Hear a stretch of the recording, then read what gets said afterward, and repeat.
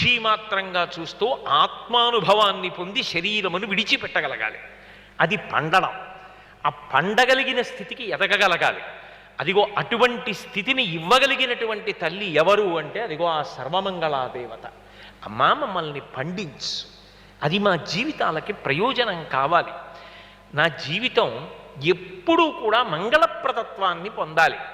ఎన్ని ఆభరణములు పెట్టుకోండి, నేను క్షమింపబడదనుగాక. మీరు నన్ను అడిగారు, నేను వివాహ ప్రాశస్త్యం చెప్తున్నాను.